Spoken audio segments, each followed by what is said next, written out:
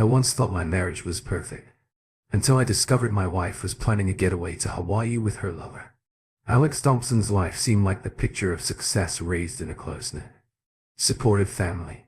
He had always been a hard worker, excelling in school, and later in business.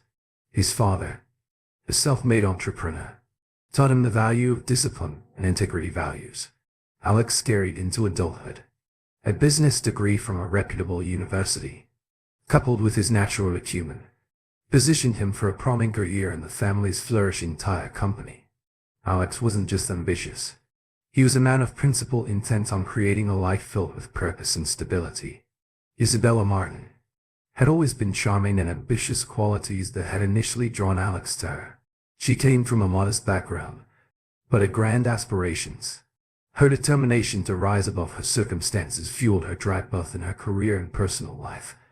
By the time she met Alex at university, Isabella had already mapped out her path to success with the state as her chosen field. She and Alex quickly became inseparable. Their shared drive for achievement, seemingly the perfect foundation for a life together. Their relationship blossomed, leading to a whirlwind romance that culminated in marriage. They bought their first home, a modest but comfortable house. Within 2 years of graduating, Isabella quickly established herself as a rising star in real estate, while Alex managed the accounting department of his father's business. Together, they epitomized the power couple, blending their professional successes with an apparent devotion to one another. Over time, cracks began to appear in their seemingly perfect life. Isabella's growing success in real estate introduced her to a high-paced, glamorous world that often pulled her away from Alex. Her long work hours, coupled with late-night client meetings, began creating distance in their relationship. Despite Alex's attempts to bridge the gap, their once solid bond began to erode, setting the stage for the turmoil to come. Alex Thompson reclined on the sofa, engrossed in his phone, when a call from his wife interrupted him. Isabella's trembling voice instantly filled him with dread. Just hours earlier, a private investigator had revealed unsettling news. Isabella and a man she had secretly been seeing were boarding a flight to Honolulu for a week-long getaway. The betrayal stung deeply, adding another layer of deceit to the mounting web of lies that had slowly unraveled their marriage. Alex couldn't shake the gnawing question of how he had overlooked the signs. Even after years spent building a life together, he sighed, took a sip of his coffee and leaned back in his chair, reflecting on the past decade. Alex and Isabella had met 13 years ago in college while studying business. They'd quickly fallen in love, married, and built a life together. Alex had joined his father's successful tire business, eventually taking over the accounting department, while Isabella thrived in real estate. They had a nice home, new cars, and seemed to have it all except for children. Isabella had told him her fallopian tubes were tied, and when Alex suggested adoption, she shut it down. Over time, he accepted. They would remain childless. But recently things had felt off. Isabella began spending more time out with friends, going from occasional happy hours to multiple late nights a week. Alex voiced his concerns, but Isabella dismissed them, claiming work stress was to blame. One night, after a particularly late return smelling of cigarette smoke, he confronted her. She insisted it was just drinks and dancing, but Jay knew something wasn't right. She apologized, but the tension lingered over the next few months. Their closeness faded. What had been regular ZX now dwindled to once every 2 weeks. Isabella seemed more distant, no longer asking about Alex's day or showing interest in his life. Then, Alex gave her in a lie. He dropped by her office to surprise her for lunch, only to learn she had already left that evening. She claimed she'd been at the office all day. He didn't confront her, but the lie stung. It made him wonder how many other times she had deceived him later. As they lay in bed, Alex confessed his worries about their relationship. Isabella reassured him, but the doubt remained. The connection felt strained, and Alex wasn't sure he could believe her anymore. She promised to show him she still loved him, but he wasn't convinced that night. They made love, and while Alex felt a bit reassured, something still didn't feel right. Over next month, things seemed better, but the distance returned. He kept wondering, what's happening to us? The truth began to surface when his old friend, Dylan Mitchell, called asking to meet. Sure. I'm up for a beer, Alex said. What's going on? It's hard to explain over the phone, Dylan replied. Urgently. But it's important. Alex agreed to meet Dylan at the bar that evening. He was surprised to find Isabella home early, as she usually stayed out later at the bar. Dylan didn't waste any time. I saw your wife today while I was jogging, he said. Leaning in, Alex looked up, intrigued. Really? Yeah. I didn't know. She was into holding hands and kissing clients. Alex frowned. What are you talking about? Dylan's expression grew serious. I wish I were joking. I saw Isabel with some guy on Riverside Drive. They were kissing and all over each other. Alex's heart dropped. No way. Are you sure? It was her, Dylan asked, showing Alex a photo. It was Isabella. Alex stared, stunned. Can you send me that? Dylan quickly sent the photo. So what now? Alex was lost for words. I don't know. Man, this is way more than I expected. Dylan suggested a private investigator. I can hook you up if you want. Do it, Alex replied. I need answers afterward. Alex returned home where Isabella was already in the kitchen. You're home early, he said, kissing her, not complaining, just surprised. She kissed him back, smiling. Where were you having a beer with Dylan? Alex said. Didn't think you'd be home yet. Everything okay with him? She asked. Not exactly, Alex replied. He found out his friend's wife is cheating.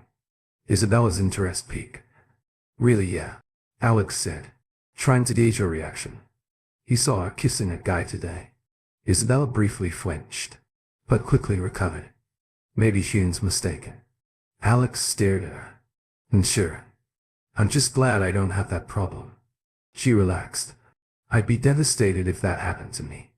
Alex, feeling uneasy, kissed her forehead. I'm glad to hear that. I love you, Jace, she whispered, pulling him close. Alex sensed the tension, but chose not to confront her yet. He wasn't ready. So why are you home so early? He asked, changing the subject. The conference is this weekend, she replied brightly. I thought I'd pack and spend time with you before I leave. Where's the conference this year? Alex asked, feigning casual interest. Las Vegas, she said, at the Westgate Resort. I'd heard it's nice. The stars. Right, yeah. She smiled. I'm really looking forward to it. But we do get some free time too. When do you leave? Alex asked, trying to figure out their time together. Friday. Right after lunch, she said. Did you win another award this year? Alex asked, knowing how successful she was. I think so, she shrugged. They hadn't announced it, but I'm pretty sure they kissed again. But Alex's mind stayed on edge. Her behavior had been off lately, and he couldn't shake the suspicion that she was hiding something. Why don't I walk you upstairs and congratulate you on another great year? Alex suggested, pushing his doubts aside for now. She smiled, taking his hand. I was wondering when you'd offer. She teased that evening. They were intimate, but Alex couldn't shake his growing suspicions. Was she planning something while away this weekend? He wondered if the conference would be the turning point. Hey, I've got some time off coming up, Alex said, trying to lighten the mood. Why don't I come with you to Vegas? We could relax and maybe reconnect. Our 10th anniversary is coming up, he added, hoping to salvage something. That sounds fun, Isabella replied. But I'll be busy with seminars and work afterward. Alex felt disappointed, but hid it. All right. Maybe we can celebrate when you get back. I'll miss you. She smiled the next morning. Alex contacted Dylan for the private investigator's details. After setting up a meeting, he went to meet the investigator before lunch. Good morning, Mr. Thompson greeted Nathan, the investigator, a middle-aged man with a weathered face. Alex explained his concerns about Isabella's Vegas trip. Vegas? Huh? Nathan raised an eyebrow. You think she's meeting someone? I'm not sure, Alex admitted. I've got some contacts there, Nathan said. We can keep an eye on her if you want. We can even plant a camera in her hotel room. But that'll cost extra. I need to know the truth, Alex replied. Calmly. Nathan handed him a voice-activated recorder. Put it under her car seat when she drives off. Turn it on. We'll handle the rest. Good. Alex said, taking the recorder and a contact number he paid with money. He had saved for a vacation money. Now redirected for another purpose later. Isabella finished packing, and Alex helped her with the bags. That's a lot of stuff for a weekend, he remarked, noticing the packed bags curious. He opened one and found a container of birth control pills. Only 10 left. Wait, didn't she say her tubes were tied? His mind raced. Then he found a mix of business clothes, tiny clubbing dresses, and lacy lingerie. One bikini was so revealing. It was only ever seen online. Alex took photos with his phone later. He placed the recorder under her car seat and watched her drive away. This could be the last time we're together, he thought at breakfast. The next morning, Isabella handed him her room number and promised to call each night. I love you, she said, kissing his cheek. I love you too, Alex replied, his mind elsewhere. He gave her the room number and called Nathan. I'll get to work on it, Nathan assured him later. Isabella called from the airport. I'll check in once I'm settled. Thanks, Alex replied, his voice strained. I love you, she said, and he couldn't help but think, yeah, assume at first, I miss you too. Lying to my face. But he only said, I'll miss you too. When he looked up, his father stood in the doorway, concern in his eyes. You okay, son? His father asked. Alex sighed. I don't know, Dad. His father nodded and led him to the study. Alex explained everything he'd uncovered. That doesn't sound like her at all, his father said, disbelief in his voice. I can't imagine Isabella doing this. Neither can I, Alex muttered. If you need anything, we're here for you, his father reassured him. Thanks, Dad, Alex said, grateful for his support later that afternoon. Alex left work early and headed to the airport to track down Isabella's car. He found it parked in the short-term lot and retrieved the recorder. The car was exactly as he expected, clean and organized, just like Isabella always kept it on the drive home. His phone rang. Hey baby, Isabella's voice chirped. Just wanted to let you know I made it. I'm glad to hear it, Alex said, his tone steady. I'm getting settled in. I'll call you tonight. Love you. I love you too, he replied. This happened when I was in the first or second year of junior high school. I think I was about 13 years old. I grew up in the countryside. His heart wasn't in it. When he got home, he plugged in the audio recorder, hoping for silence. But halfway through, his world tilted on its axis. He could hear Isabella's phone ring through the car's Bluetooth. The conversation clear. Hey baby, a man's voice said. Hello, stallion. Isabella responded with a flirtatious giggle. You're such a stud. Alex's heart dropped. What the hell is going on? He thought, stunned. I can't wait to see you again. The man continued. Last week was amazing. I'm glad you liked it. Isabella giggled again. So are we set for next week? Next week, Alex muttered in shock. Yeah, it's all set. The man replied. Did you tell your husband? Not yet, she said, sounding too calm. Don't worry. I've got it all under control. He doesn't know anything, right? No, Isabella said, the words chilling. HK to oblivious. I can tell him anything and he'll believe it. Alex's hands clenched around the recorder. His thoughts spun. She's planning something next week and I'm not involved. This is the week of our 10th anniversary. The man's voice interrupted his thoughts. I'm almost at the airport. Now I'll see you at the hotel tonight. Okay. I can't wait, Isabella replied, excitement in her voice. By love by, she said, ending the call.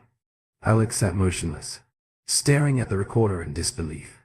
He played it again, hoping it was a mistake. But no, it was as clear as day. She was having an affair, and it wasn't a one-time thing. She was even planning something for their anniversary week. How long has this been happening? Who is this guy? He grabbed a beer from the fridge and slumped into his chair, trying to make sense of it all. Had he really been so blind to the signs? What else had she hidden from him? He had always respected Isabella's privacy, but now, everything had changed. He knew where she kept the key to her office. So he went to the bedroom and found it in a drawer, in her jewelry box, with a sense of entitlement he had never felt before. He unlocked her desk and began to sift through the papers inside. He was shocked by what he found. Among the documents he found, bank statements. Isabella had been saving far more than she ever admitted. She had over 250. Zero hidden away. And it wasn't just money.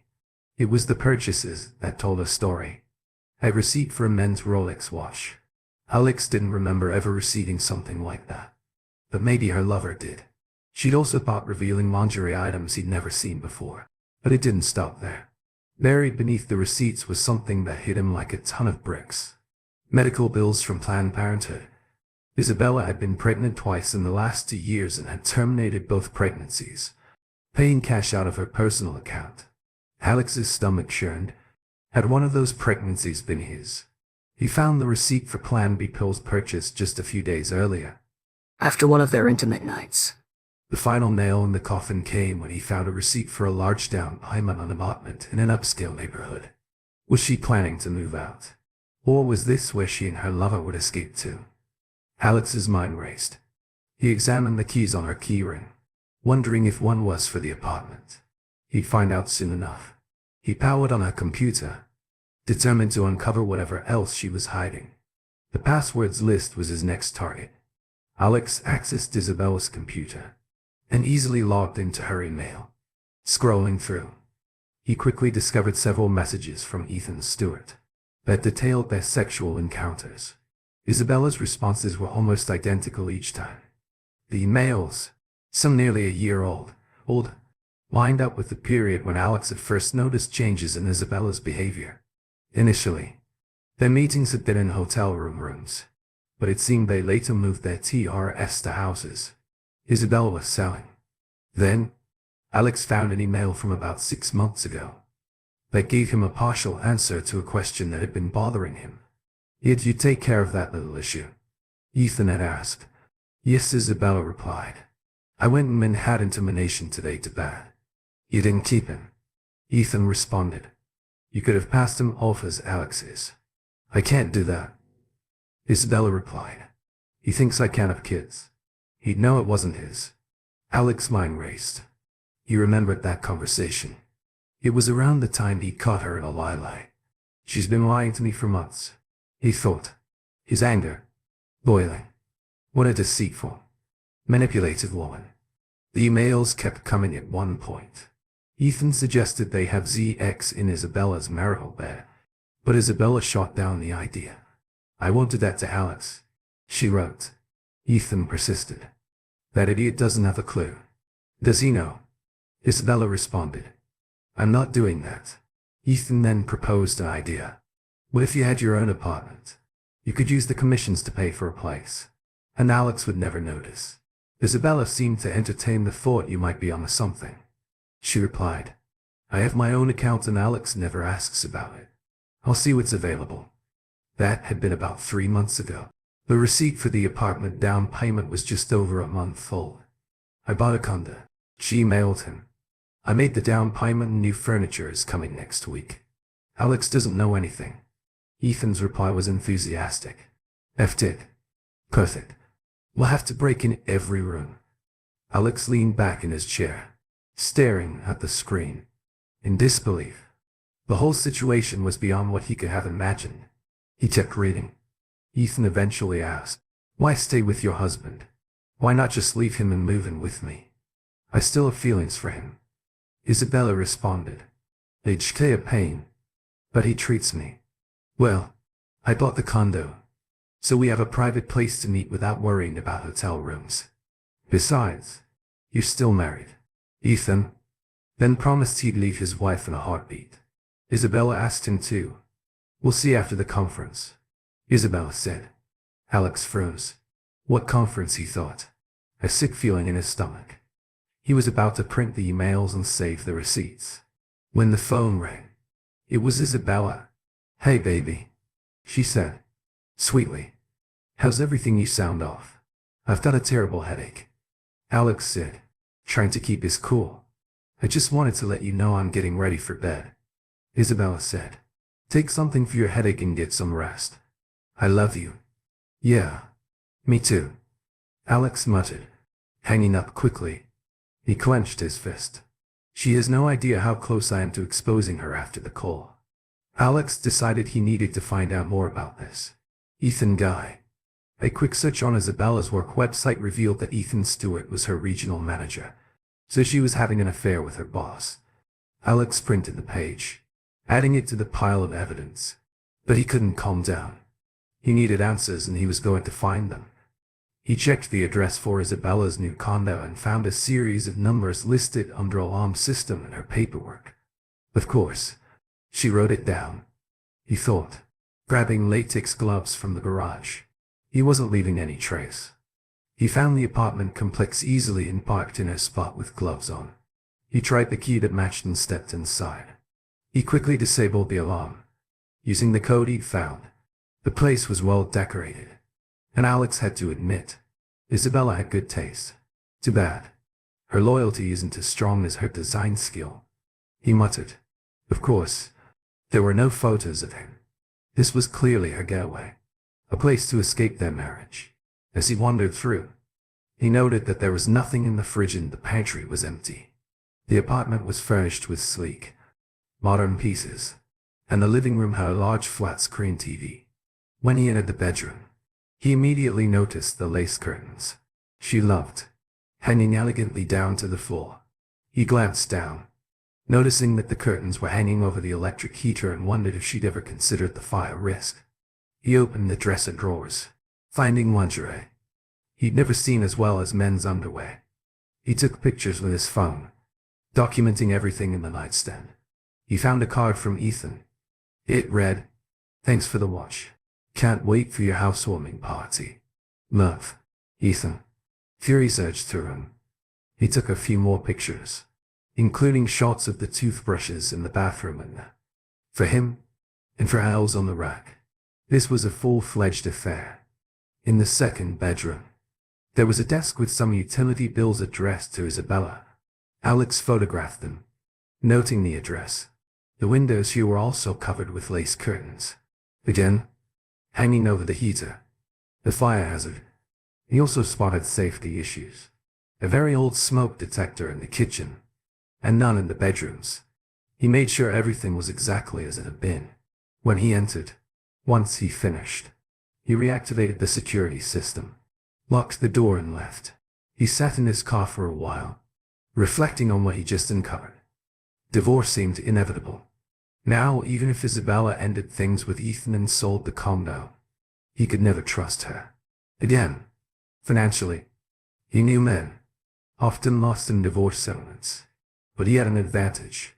Isabella made far more money than he did, and he hoped that would help him avoid paying alimony. He planned to consult a lawyer before making any moves, hoping the fact that the condo was only in Isabella's name would mean he wouldn't have to sell their house or split it. She had already made it clear that she was no longer committed to their marriage when she secretly bought the condo. No kids meant no custody battles. But Alex still wanted to make sure Isabella and Ethan faced consequences for their betrayal. Alex had ruled out violence. He didn't want to end up in jail. Back at his place, he looked up Ethan or Stewart in the phone book, hoping it was the same. "Ethan?" After dialing the number, a woman's voice answered. "Stewart residence," she said. "Is this Mrs. Stewart?" Alex asked. "Yes, it is," she replied. "Who am I speaking with?" He pressed.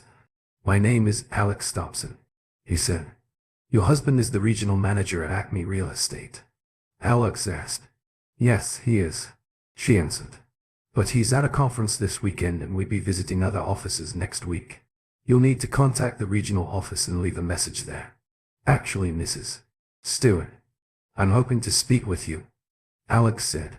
"Oh," she responded, sounding surprised. "Yes, ma'am." Alex continued. I'm afraid I have some bad news.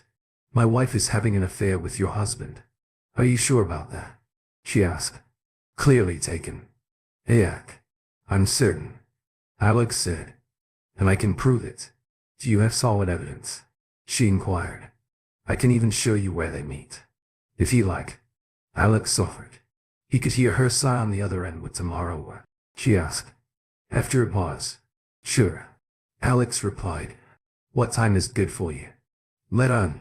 Say 1 p.m. she suggested. Alex gave her the address to Isabella's apartment and offered clear directions.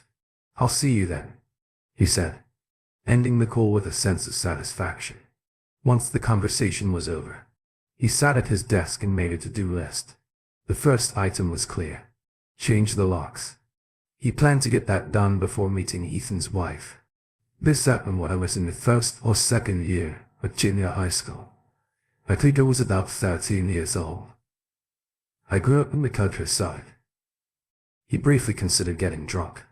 He quickly pushed the thought aside, grabbed a cold slice of pizza, instead using the time to mentally prepare for what lay ahead. Once finished, he climbed the stairs to bed. The next morning, Alex woke up early, headed to the hardware store and bought everything he needed to change the locks as well as a copy of the key to the apartment. By noon, the locks were all replaced after a quick shower. He grabbed his audio recorder and the printed emails from Isabella's account. He was ready to meet Ethan's wife. Upon arriving at Isabella's apartment, he noticed a woman in a Toyota Corolla nearby. He approached the car and knocked on the window. The woman rolled it down and looked at him. Are you Morgan Stewart? He asked. She nodded. Yes, you must be Alex Thompson.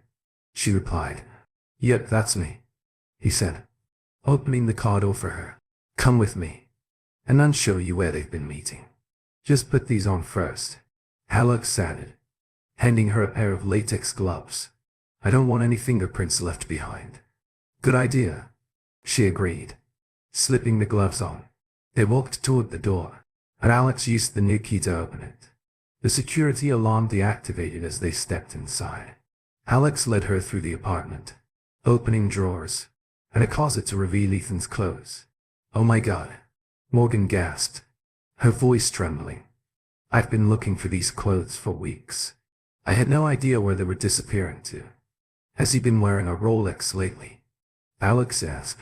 Morgan nodded. Yes, he said. It was a gift from his company. Alex shook his head and pulled out a card from Isabella's nightstand. He opened it and showed it to her. Morgan, read the note. Her eyes welling up with tears.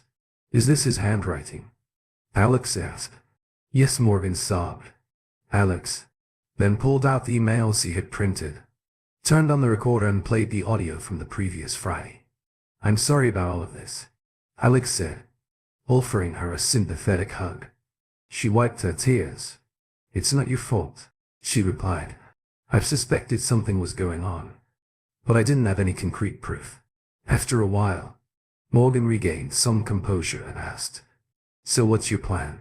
I'm divorcing her, Alex said bluntly. Are you? Chris asked, her voice firm. Because as soon as I see that fool, I'm throwing him out of the house. Morgan suddenly stopped crying and gave him a sly smile. I've got an idea. What is it? Alex asked, intrigued. They want to live here together. Right, she said. Why don't we help them out? Alex frowned. Unsure. What do you mean? I mean, why don't we pack up their things and move them in here? She suggested, her tone filled with mischief. Alex thought for a moment, and then grinned. I like that idea, but we better hurry. They'll be back in a day or two. She shook her head. Ethan said, he'd be gone for a week after the conference. I'm willing to bet Isabella will find an excuse to leave too. Suddenly, Alex remembered the recorded conversation.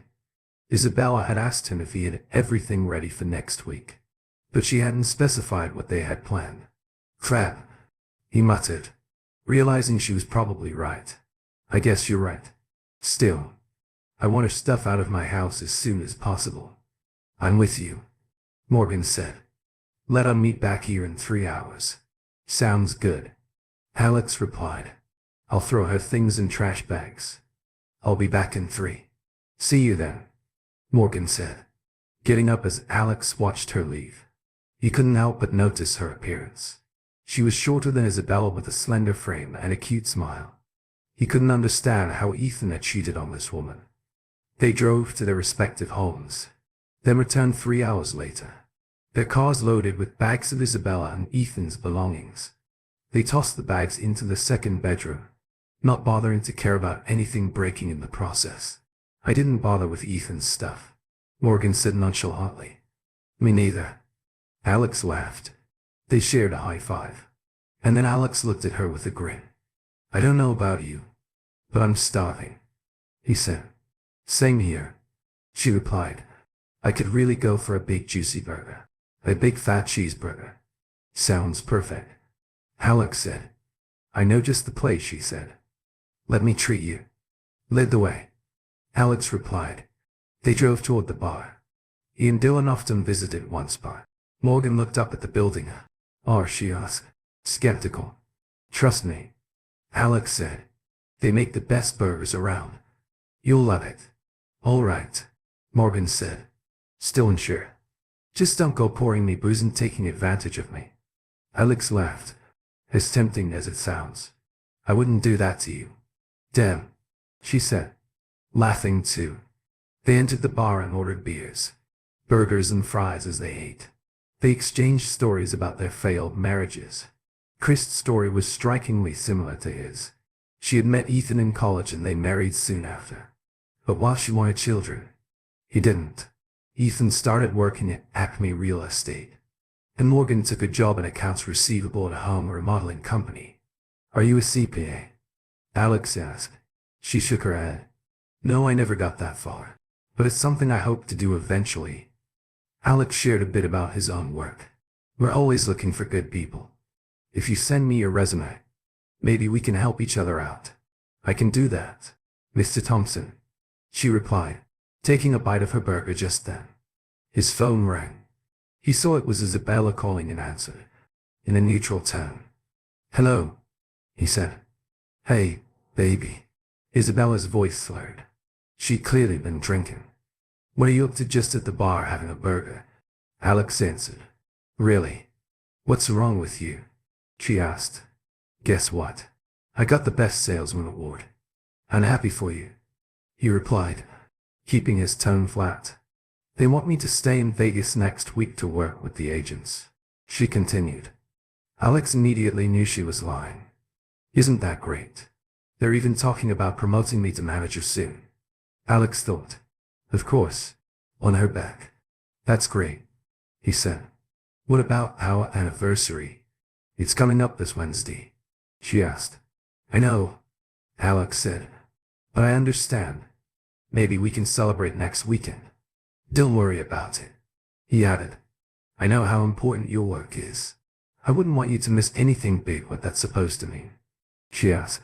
Nothing, he said, trying to keep it together. It's just that 10 years of marriage doesn't come around every day. But I understand how much your job means to you. Don't worry about it. Yes, my work is important, Isabella said. But I thought you'd be happy for me. I'm very happy, Alex said. Go work with your agents. Don't worry about me. I love you, she said. Yeah, me too, he replied. Coldly bye, she added before ending the call. Alex looked over at Morgan. So that's that. Morgan shook her head.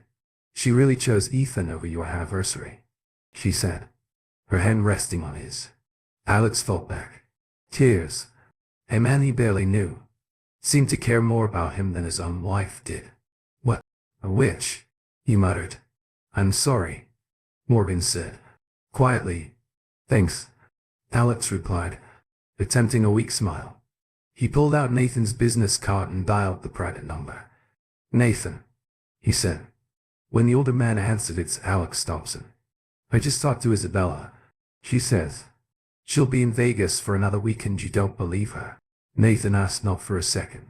Alex replied, I was just working on your report. I'll have my team watch them and see what they're up to. WEK. Move forward with it. Nathan said. I've also got something else for you. Your wife and her lover spent the night together. I've got video footage of it. I'll send it over if you want. And it'll be in the full report. Sounds good. Nathan. Alex said. Thanks. He ended the call and turned to Chris. Why? Well, tomorrow, we'll find out what's really going on. He said they spent the night together. My private investigator is going to send me the footage. Would you like to watch it with me? Morgan hesitated.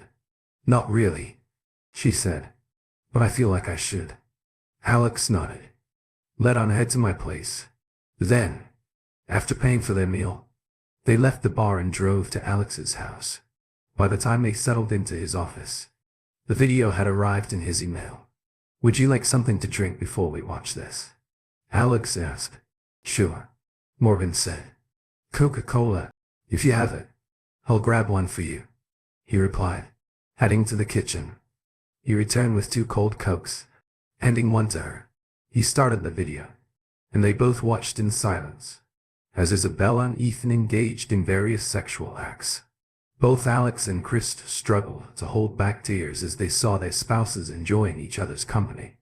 What followed was even worse. The pillow talk. So what do you think our spouses are doing now? Isabella asked if I know Morgan. She's probably watching some boring movie or reading one of her dumb books. Ethan said. Yeah, but I get what you mean. Isabella agreed. I bet Alex sitting there with his dumb spreadsheets, or staring at stock reports. Ethan continued. You do think he was trying to save the world or something? Hell, his dad's company sells tires for Christ's sake. What's so important about that? So what are you going to say to that whole after the awards banquet tomorrow? Ethan asked. I'll just tell him. I have to stay in Vegas for a week to cover for the local reps. He'll believe it, Isabella said. He'd believe anything. I'd tell him. I could say the moon is made of Mitchell cheese, and he'd go along with it. And by the time he figures it out, we'll be on a beach in Hawaii, Ethan said, grinning. I can't wait to see you in that new bikini you bought. Morgan's face contorted with rage. Hawaii, she screamed. That fool has taken that promiscuous to Hawaii. I'm going to rip his balls off. She turned to Alex. Sorry for calling your wife a promiscuous. You don't have to apologize. Alex said. Coldly. I would have called her the same thing.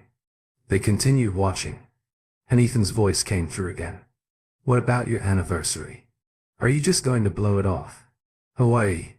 Way more interesting than a night at the steakhouse, Isabella said.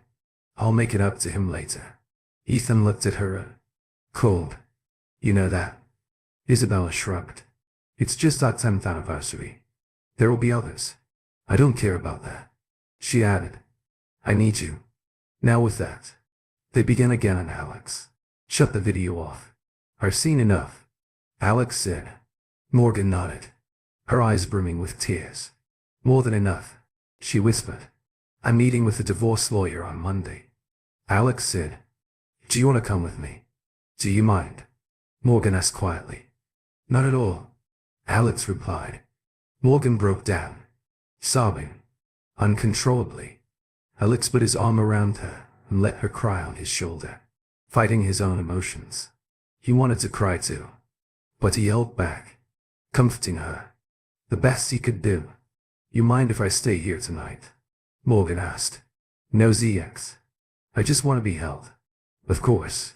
You can stay, Alex said. Stay as long as you need.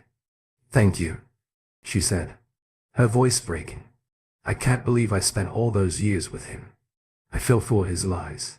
I know exactly how you feel, Alex replied. He led her upstairs to the master bedroom and found an old t-shirt for her to wear to bed. Morgan took it and went into the bathroom to change while she was gone. Alex changed into his pajamas, then climbed into bed. Morgan emerged from the bathroom, wearing the long t-shirt, and Alex almost gasped when he saw her. He'd always thought Isabella had nice legs, but Chris were the thinnest, most graceful legs he'd ever seen. She smiled as she slid under the covers. Something wrong? She asked. Never seen a woman's legs before. None as perfect as yours, Alex replied. Flattery will get you everywhere. So she teased. Her voice light. He pulled her close, wrapping his arm around her, and inhaling the soft scent of her hair. She rested her hand on his chest, pressing herself closer. You're the only woman I've been in bed with for over 10 years besides my wife, he said, his voice almost a whisper. And you're the only man I've been with besides my husband, she replied, just as softly. They locked eyes, and for a moment, it felt like time had stopped. They drifted to sleep in each other's arms, waking up the next morning, tangled together. Good morning, sleepyhead, Chris said, her voice still sleepy. Alex stirred and started to get out of bed to use the bathroom, but she added, you don't have to get up on my account. Good morning. Beautiful, he replied, smiling. I'll be right back after a quick trip to the bathroom, which was harder than usual, due to the state of his body. He returned to the kitchen. Morgan had already cleaned up and was busy cooking. Scrambled eggs and bacon. Alex checked the clock. It was 8:30 and he watched her move around in his oversized t-shirt and felt a pang of nostalgia for the mornings when Isabella used to make him breakfast. Damn, that smells amazing, he said, his stomach rumbling. Hope you don't mind me making my at home in your kitchen, she said, glancing over her shoulder at him. Not at all, Alex replied, feeling strangely comforted. I can't remember the last time someone made me breakfast. Cooked for you? She asked, looking at him with a hint of curiosity. She did it first, he said. But after a while, she stopped, said, it took too much time, and she had to clean up for her clients.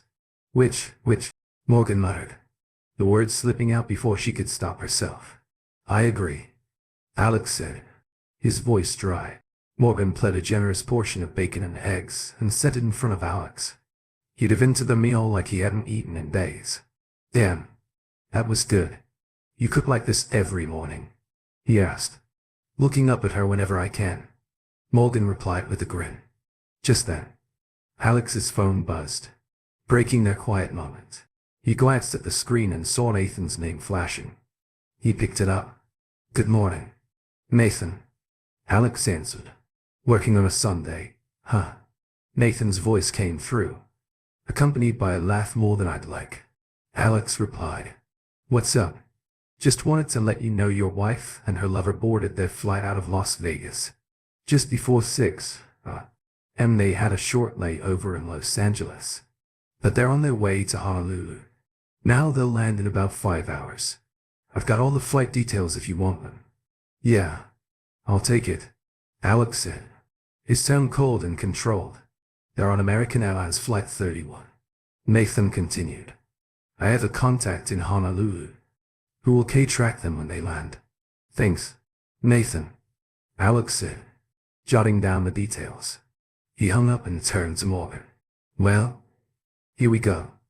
They're on their way to Hawaii, he said, his voice flat. Was sitting back in her seat on the plane, staring out the window as the landscape below changed. The plane was cruising over the Pacific Ocean. This is it, she thought, a mix of excitement and guilt stirring inside her.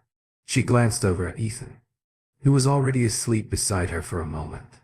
Her mind wandered back to her marriage with Alex. She had been married for 10 years, and as she closed her eyes, the weight of what she was doing hit her hard. She thought about all the lies, the secrecy, and the betrayal of a man who had trusted her completely. The guilt noted her for a moment, but then she pushed it aside. This was for me, she reasoned. It had to be eventually. No one would know, and everything would go back to normal. Alex wouldn't find out. We'd keep going just like before, and someday we'd retire together. Her first lie had been telling Alex she couldn't have children. The truth was, she didn't want them. The thought of motherhood wasn't appealing to her at all, so she made up a story about medical issues. Alex believed her, and eventually, they both agreed not to have kids. She had complications with birth control, tried different methods, but in the end, she ended up pregnant twice. The first time she had insemination. She paid for it with her own money, quietly and discreetly. Alex was none This happened when I was in the first or second year of junior high school. I think I was about 13 years old. I grew up in the countryside. The second time she got pregnant by Ethan. Again, she had determination. And again, she paid for it herself. She hoped Alex would never find out about either of them. As for the affairs, she had been faithful for the first 7 years of her marriage. But one day, everything changed. She met a charming, rich client, and before she knew it, they were in bed together. It wasn't something she did often, just a handful of times over the next year and a half. But it felt exciting, and she didn't feel bad about it. She justified it by thinking if others can do it and get away with it, why can't I? Alex didn't need to know. She still loved him, and what he didn't know wouldn't hurt him. Then, there was Ethan. He was everything. Alex wasn't. Alex was careful, calculating a man with a set plan. Ethan, on the other hand, was spontaneous, living for the moment. While Alex had spent his life working for his father, Ethan was carefree with no set career or future plans. But it wasn't just the differences in their lives that drew her to Ethan. It was how he made her feel. Where Alex took his time and focused on her pleasure, Ethan was quick, demanding, and raw. At first, their secret meetings were held at motels and hotels around town or occasionally at the house they were trying to sell. But over time, she grew uneasy about being caught. Someone might see them and alert either Alex or Ethan's wife, Chris. The tipping point came one night when Alex expressed his worry that their relationship was slipping away. Panicked, she pulled back from Ethan, distancing herself emotionally. For a short time, she threw herself into her marriage. But it didn't last long. Ethan, eager to start fresh, suggested they find a way to be together more openly. But she feared Alex might discover their affair. She needed a plan. So she decided to buy her own apartment. That way she'd have a private space for her and Ethan, separate from her life with Alex. Ethan had suggested using the bed she shared with Alex, but she refused. Even though Alex could be boring and predictable, she still had lingering feelings for him. Besides, the two of them had long agreed to file their taxes separately, which meant she could move out and still maintain some financial benefits. She convinced herself it was a win-win situation. This thinking eventually led her to plan a trip to Hawaii with Ethan. She took a week off from work, telling everyone she was going with Alex after their annual company conference. Meanwhile, Ethan informed his wife of his own travel plans for the week. Isabella, however, lied to Alex, telling him she was heading to Las Vegas. She was confident he wouldn't suspect anything. After all, a few phone calls would cover her tracks. Sure, she'd missed their 10th wedding anniversary, but she promised herself she'd make it up to him when she returned, keeping the secret safe as the plane soared toward Hawaii. She smiled, thinking about the trip ahead. Ethan had bought her a daring bikini for the occasion, one that left little to the imagination. He planned to watch her undress on the beach, and even imagine how it might feel to be the center of her attention. In that moment, the thought made her feel hot and aroused, and she almost gave in to the temptation to touch herself. Right then, this happened when I was in the first or second year of junior high school. I think I was about 13 years old. I grew up in the countryside. She resisted deciding to wait until later, checking her phone for any messages or calls. She wasn't surprised to see no text from Alex. He hated texting and preferred talking on the phone or in person. She chuckled to herself, feeling the plane shake as they hit some turbulence. The nose of the plane dipped, and the engine noise changed. Suddenly, she realized something was wrong. When she saw the frantic movement of passengers around her, the plane was plummeting. Panic surged through her and her heart raced. Oh God, she thought, this is it. We're going to crash. I'm going to die. Oxygen masks dropped from the ceiling and the screams of other passengers filled the air as the flight attendants rushed to prepare everyone for impact. Isabella looked at her phone, tears streaming down her face. She made one final decision. Meanwhile, Alex and Morgan had just finished breakfast and were cleaning up the kitchen when they sat down to discuss their next steps regarding their cheating spouses. Alex found himself impressed by Chris's practical and methodical approach to the situation. At that moment, he felt closer to her than he had to Isabella in months. Just as he returned with a fresh cup of coffee, his phone buzzed with an incoming call. It was Isabella. "Hello," he answered, putting it on speaker. "Jace." Isabella's voice came through, strained and filled with background noise. It sounded like a commotion was happening on her end. "Yeah, Isabella. What's going on?" he asked, concern creeping into his voice. "Not time. Airplane. Down." Her words were abruptly cut off by Stack and shouting before Alex could process what was happening. The line went dead. He stared at the phone in shock, then tried calling her back. The call went straight to voicemail. "Try Ethan," he told Christy, who immediately grabbed her phone and called him. She came back a moment later, shaking her head. "Straight to voicemail," she said. Alex rushed to his home office where he searched for the airline's number after a few attempts. He finally reached someone who confirmed that they were investigating reports of a plane going down. He provided the details of both Isabella and Ethan's flights, leaving his contact information and asking to be notified when more details emerged. He also passed on Chris's information. He quickly checked online, but there was no breaking news yet. They walked back to the living room where Alex flipped through TV channels, but there was nothing yet.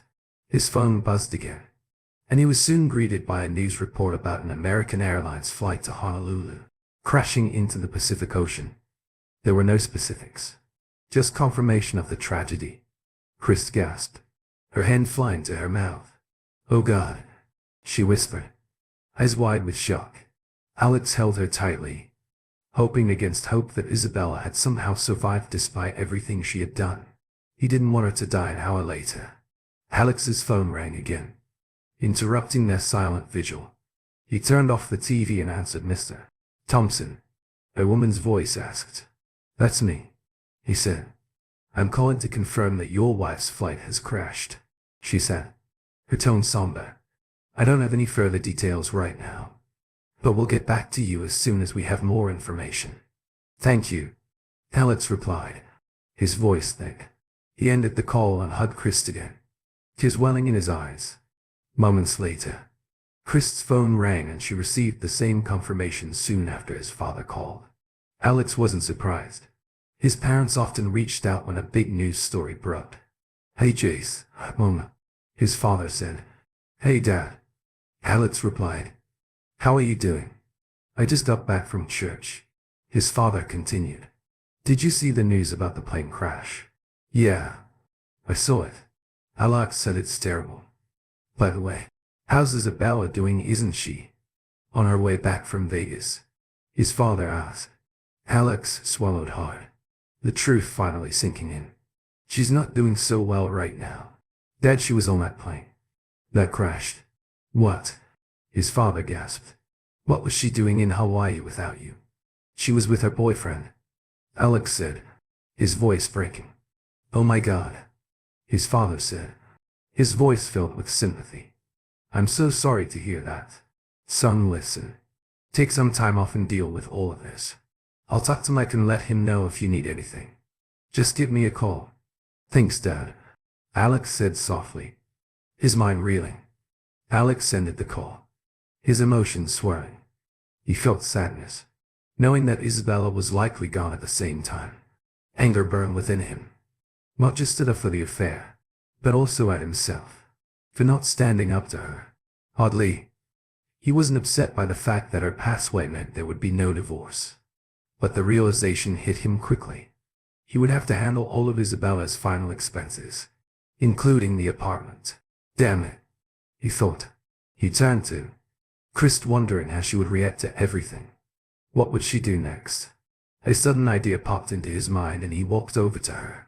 "Chris," he said, "how about you sell your place and move in here with me?" She looked up, her eyes red from tears. "Are you serious?" she asked. "Yeah," Alex replied. "I've got an extra room upstairs and you're going to have a lot to manage over the next few months. Maybe we can help each other through it. She paused, thinking it over. Why not? She said finally. But there's one condition. What's that? He asked, puzzled. You let me sleep with you, she said softly. Alex blinked in surprise. Everything was moving so quickly, and he wasn't sure if this was the right choice. But then he pushed the doubt aside. Are you sure? He asked. It's been years since I felt truly comfortable with my husband, she admitted. But last night, for the first time in a long time, I felt satisfied. Is that okay with you? It's more than okay, Alex said, feeling an unexpected rush of relief. Great, she said. I'll go back to the house, grab my things, and be back tonight. I'll be here, he replied. Once she left, Alex made a call to Lucy, the office manager where Isabella worked. Hello, Lucy answered. Hi Lucy, it's Alex Thompson. Oh hi, Alex, she replied. How is Hawaii? Alex hesitated, his throat tight. I don't know. I heard it's nice there. Lucy was confused. I thought you two were going after the company meeting. No, Alex corrected. Isabella went to Hawaii. But not with me. She went with Ethan. What? Lucy exclaimed, clearly stunned. Yeah, Alex said, but neither of them made it. The plane they were on went down in the Pacific today. I'm sure you saw on the news. Oh my God, Lucy whispered. Do you know if she? I don't think there are any survivors, Alex said, flatly. I'm so sorry, Lucy said, her voice filled with sympathy. I'll take care of the insurance paperwork. The company carries life insurance on all employees, so I'll need some information from the airline. Can you get that for me? Yeah, I'll get what I can, Alex said, his mind elsewhere. But I have to ask, did you know about Isabella and Ethan? Lucy sighed. I had a feeling something was going on. There were rumors, but we don't really talk about that kind of thing. I see, Alex muttered. That's all I needed to know. I'll be in touch. Thanks for letting me know, Alex. And once again, I'm sorry for your loss, Lucy said before ending the call later that evening. While Alex and Morgan were watching TV, a breaking news report flashed on the screen. It showed footage of the plane's final moments captured by a nearby cargo plane. The video showed the doomed flight spiraling out of control, plummeting nose first, before disintegrating on impact with the ocean. The crew of the cargo ship had turned around to search for survivors, but found none. This happened when I was in the first or second year of junior high school. I think I was about 13 years old. I grew up in the countryside. They did recover bodies, and a large amount of luggage, including Isabella and Ethan's things. However, neither of their bodies were found in the months that followed. Life for Alex and Chris was a blur of activity. Chris moved in with him and sold her house. Alex was left to deal with the aftermath of Kay's apartment, which held nothing of value to him. He donated everything to Goodwill, and eventually sold the apartment, recouping the original amount Isabella had paid for it. Both Alex and Chris received $500 insurance payouts from Acme Real Estate for the loss of their spouses. Morgan quickly settled in and they began to remove every trace of Isabella from Alex's life. Photos were packed away, and all the furniture was replaced, especially the bed. Family members took what they wanted, and the rest along with the cars was either sold, donated or scrapped. Then came the long process of sorting through Isabella's bank accounts. After months of paperwork, Alex finally received a check for about $150,000. Meanwhile, lawyers began circling, hoping to cash in on the accident. An investigation later revealed that the flight crew had misinterpreted warning signals and made critical errors. The plane had been descending at a terrifying rate, 120 ft per minute, before it crashed into the ocean at around 135 mph. The whole descent lasted just over 3 minutes. Alex couldn't help but imagine how miserable those last moments must have been for Isabella, especially as she realized the enormity of the situation in his mind. Was too little too late. Fortunately, The airline settled with the families, providing each passenger's relatives with over $175,000. Alex and Chris ended up with more than $1.6 million after taxes and other deductions. They still had a sizable fortune with no bodies recovered. No funeral was held for Isabella or Ethan. Alex and Chris, however, hosted small memorials for their families. Neither of them shed a tear for their late spouses. 3 months later, Chris left her job and moved in with Alex permanently. By this point, their bond had deepened into a passionate relationship. One evening, while they were out for dinner at a Texas roadhouse, Alex took a deep breath, got down on one knee and proposed. Morgan gasped in joy and the surrounding diners cheered. "It's about time. You made an honest woman." "With me," she whispered. "Why? Because you're going to be a daddy," she replied, overcome with emotion. He kissed her passionately. "I love you so much," he murmured. "I love you more," she answered. "Just one favor." "What's that?" he asked, still smiling. "Please don't ask me to fly anywhere," she said with a laugh. Alex chuckled, pulling her close. "Don't worry, honey," he reassured her. "I'm done with flying for a while.